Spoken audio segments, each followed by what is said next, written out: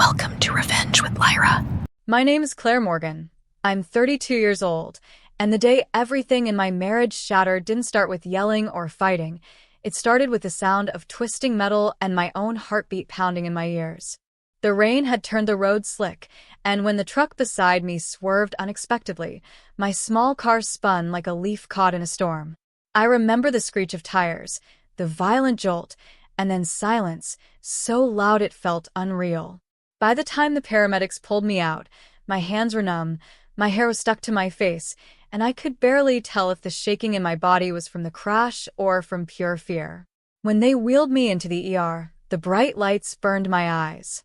A nurse asked gently, "Is someone coming for you?"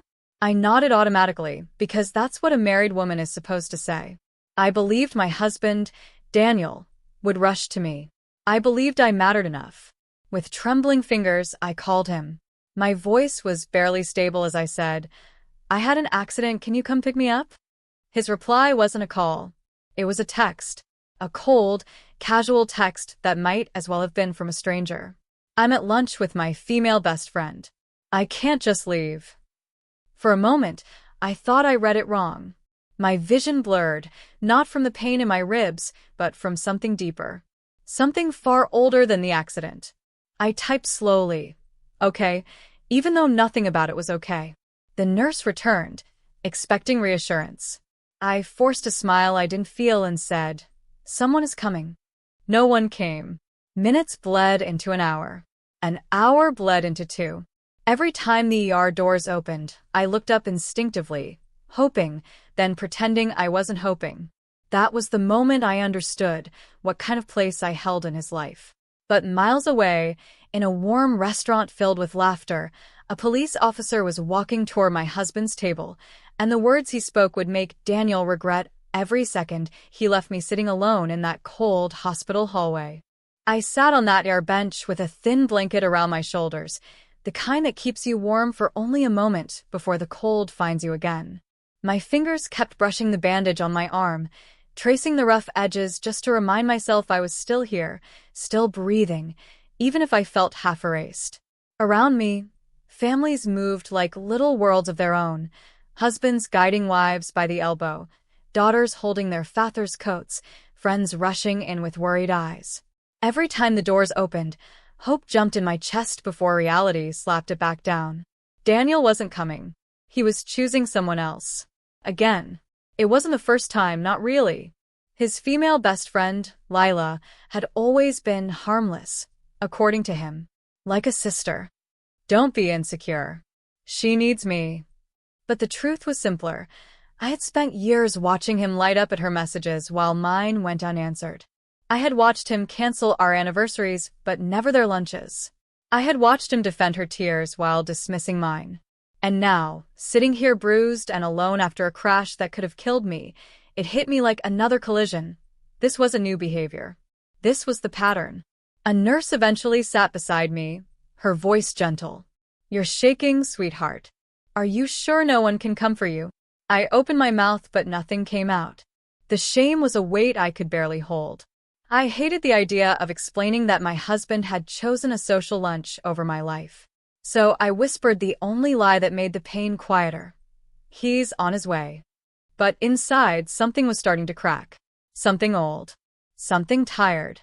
Meanwhile, Daniel was laughing at a table across town, clinking glasses with Lila like the world was gentle and uncomplicated. But fate has a habit of delivering messages at the perfect moment. Because while I sat alone in that hospital hallway, a police officer stepped into that same restaurant, scanning faces, checking names from a report taken at the accident scene. And when his eyes landed on Daniel, everything began to shift. While I sat in the ER hallway tracing the lines of the tiled floor, unaware of anything except the dull ache in my bones and the sharper ache in my chest, the universe was already setting the next scene in motion. Across town, the restaurant buzzed with warm chatter and clinking silverware. Daniel always chose places with dim lights and soft music, the kind of places where he felt important, admired, seen.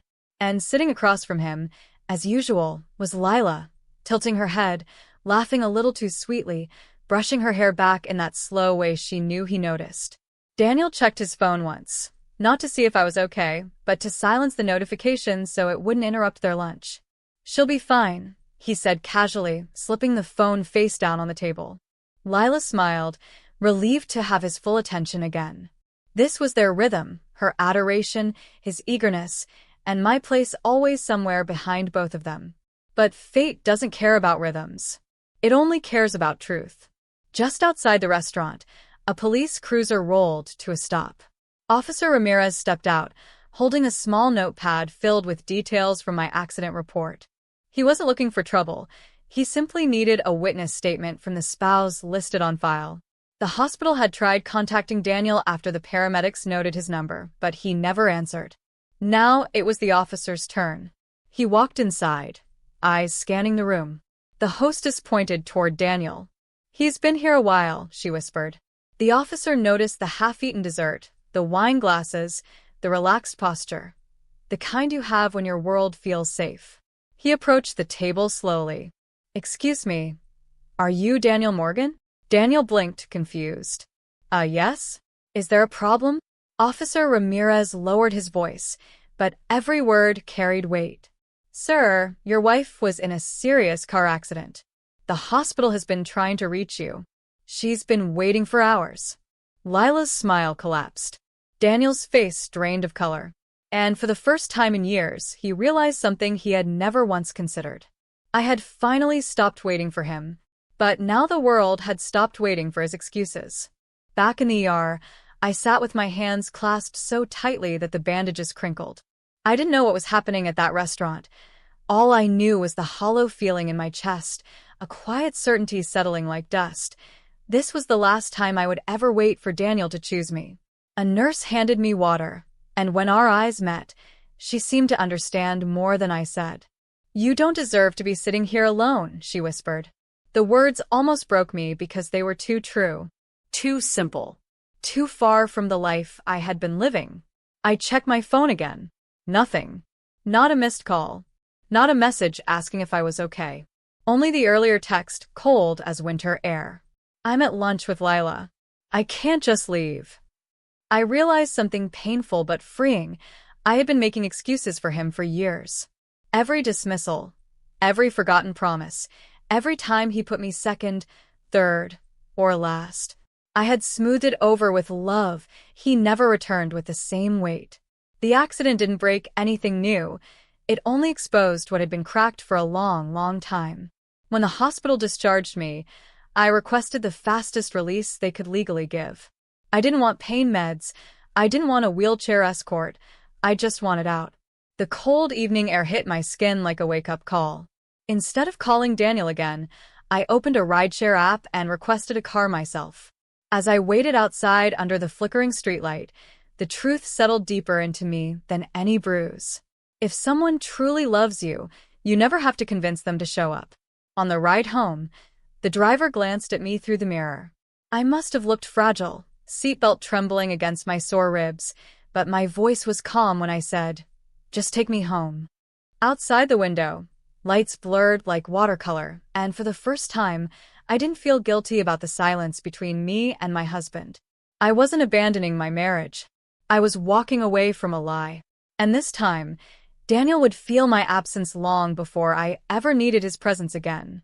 By the time I reached home, the bruises from the accident felt tender, but the bruise on my heart felt older, as if it had been there long before the crash, just waiting for me to notice. I moved slowly through the house, taking in every detail. The photo frames he always angled toward himself, the throw blanket Lila had given us that he insisted on displaying, the scent of the cologne he wore only on days he met her. None of it felt like mine anymore. None of it felt like ours. I sat on the edge of the couch and whispered into the empty room, "I deserved better than this." And for the first time, it didn't sound like a wish. It sounded like a truth. I didn't cry. I didn't scream. I didn't wait for him to walk through the door with too late apologies. Instead, something clear and calculated began forming inside me, not revenge and anger, but revenge and clarity. Revenge that comes from finally choosing yourself. I unlocked my phone and opened my social apps. I posted a simple update on my story. Home from the ER. grateful to be alive. No mention of Daniel. No blame. Nothing dramatic. But people who loved me, friends, coworkers, even my cousin who barely checks messages, started replying instantly. ER? Are you okay? Where was Daniel? Do you need anything? Should I come over? Accident? What happened?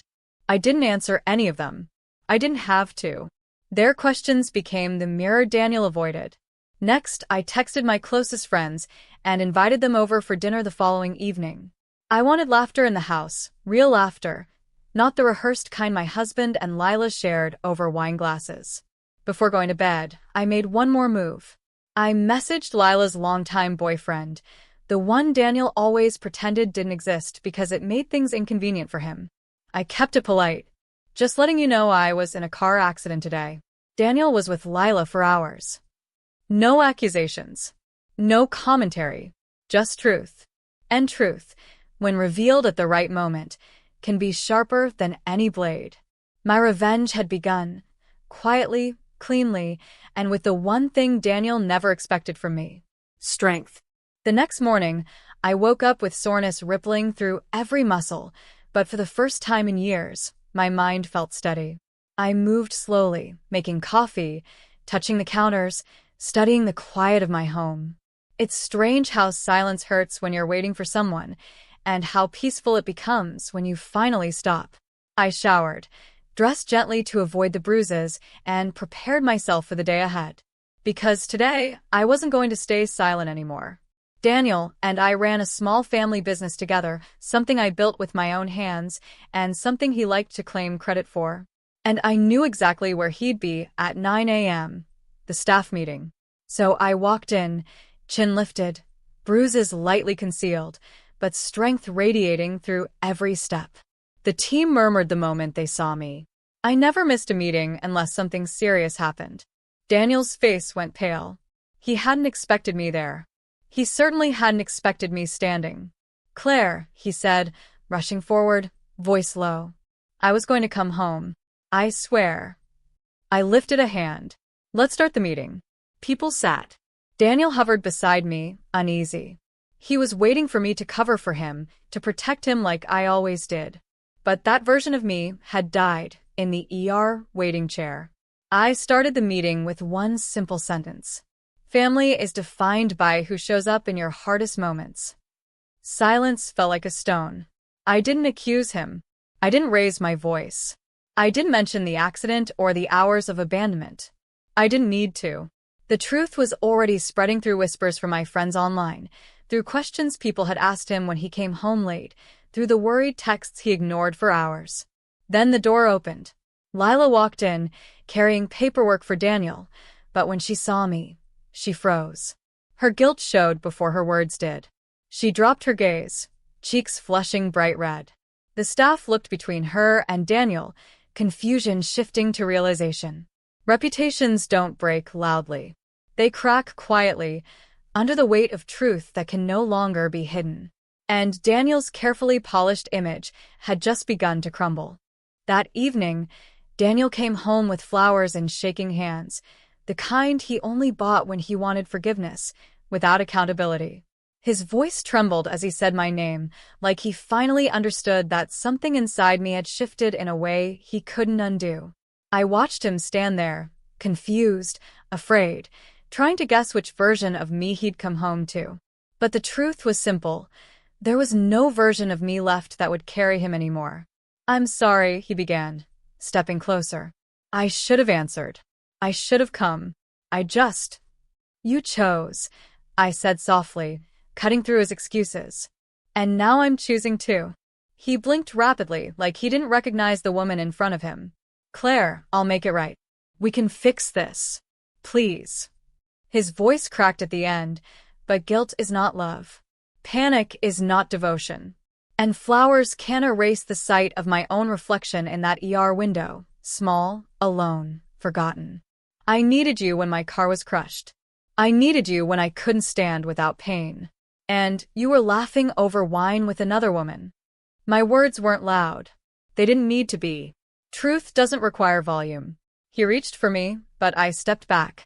For the first time in years, He looked truly frightened, not of losing me, but of losing the person who made his life easy. He tried again. "Tell me what to do." "You don't get to fix this," I said. "You don't get to rewrite what happened. You abandoned me, Daniel. And now you're facing what you built." His shoulders collapsed. The silence stretched, thick with the understanding that I wasn't bluffing. I wasn't dramatic. I wasn't punishing him. I was done. I grabbed my coat and keys. "I'm going out," I said. "Where?" he whispered. "To people who actually show up." I walked out without looking back. The night air felt cold but honest. I got into my car and drove toward a place where laughter waited for me, a place where my friends were gathered, ready to celebrate the strength they always knew I had. Daniel had chased comfort. I was choosing freedom. A few months later, I found myself standing in the same place where everything had started, beneath the soft glow of the garage lights at our business, sorting through old invoices and photographs. But this time, I wasn't shaking, bruised, or waiting for someone to choose me. I was steady, certain, whole. My life didn't snap apart after the accident. It quietly reassembled itself into something stronger, something mine. Daniel still tried now and then. A message asking if we could talk. A letter left on the counter. Flowers on random Tuesdays. But every attempt felt like a stranger trying to undo a story he never took the time to read. I didn't respond with anger. I didn't respond with hope. I simply didn't respond, because peace speaks louder than explanations. At the business, the staff began naturally turning to me with questions, decisions, ideas. Not because Daniel had stepped back, but because I had stepped forward. People trust those who show up. And I had shown up for them long before I learned to show up for myself. Meanwhile, Lila's situation changed too. Her longtime boyfriend confronted her with the message I'd sent. Lies unraveled, trust dissolved, and suddenly the lunches didn't look so innocent. She stopped coming to the meetings entirely. Her smile faded from the edges of our lives. Daniel had lost the illusion of loyalty he'd clung to for years, and he had no one left to blame for it but himself. One afternoon, as I stood outside watching the sun dip behind the building, Officer Ramirez passed by. He recognized me instantly and paused. "You look better," he said quietly. "Stronger." "I am," I replied. He nodded with a small smile, the kind given when someone has witnessed your lowest moment and now sees you standing taller. That evening, I drove home alone, windows down, cold air filling the car.